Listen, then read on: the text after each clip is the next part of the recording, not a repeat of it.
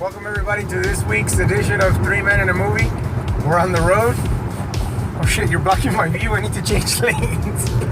leave it. So today the Oscars are at 5 o'clock. We're counting down the time. Here at Three Men, we kind of made a conscious effort of watching all of the nominated films on different categories. And I want to put a disclaimer out there that there's a couple of films that I didn't get to watch. Call Me By Your Name was one of them.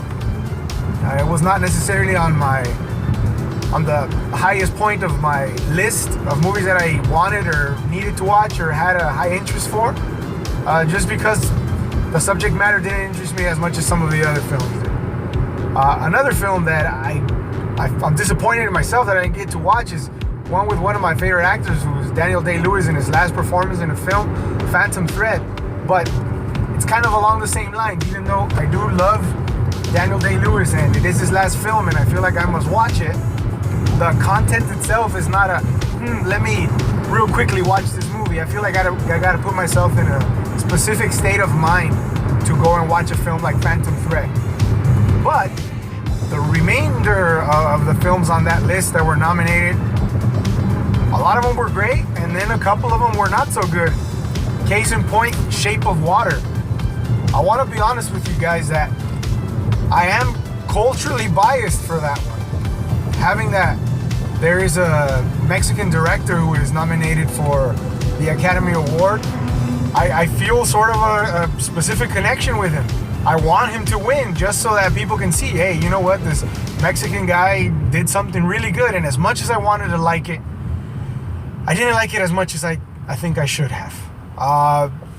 There were some really good parts, some really nice parts that I actually even made some comments about that were really deep moments in the film. But then there were some other moments in the film that were very ridiculous.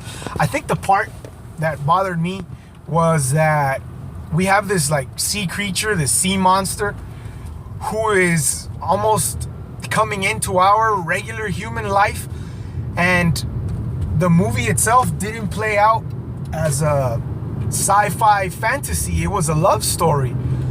So it was hard for me to reconcile that contrast of there being some sea creature that falls in love with a woman, and you know they even, I mean, no spoiler there. I doubt that you guys are flocking to Amazon and whatever other streaming media that actually puts out the film, but they have intercourse. That's really strange. It's just really strange. When you see the film, I think you'll feel the same. Now, within that film, though, there is a saving grace. Michael Shannon's performance as a villain in the film just adds to his resume. Anytime Michael Shannon is the bad guy in a movie, you really feel angry at him and you hate the guy. Yet I've seen some of his interviews on Jimmy Fallon, things like that. It's a really light-hearted dude, like a funny dude. I feel like I would like to hang out with Michael Shannon. But in the movies, he plays a really good bad guy. The other film that I just saw was Mudbound. And Mudbound's about a 2-hour plus film that really lets you feel something at the last 25-30 minutes of the movie. The rest of the movie, I almost feel like they sort of stretched it and like made it longer than it needed to be. There is one person nominated in that. It's what's her name again? Mary J. Blige. Mary J. Blige. She's nominated for Best Supporting Actress. I didn't see the performance there in her part.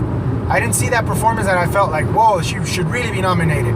Now, as I was watching the movie, you actually reminded me, like, hey, she's not only nominated for that, but she's nominated for the soundtrack, right? Because she was responsible for a large part of the soundtrack.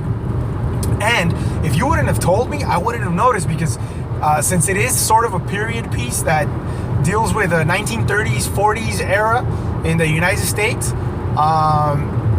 the music fits right into the period, and I just thought it was songs from that period or old classic songs, and it was actually Mary J. Blige.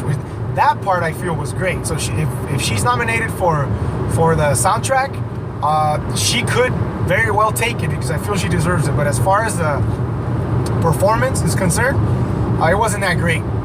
the quote, I'm quoting myself here, was that it was like a high school play. That's kind of where her performance lied. Like a really good high school actress in a high school play, not Oscar nominee worthy material.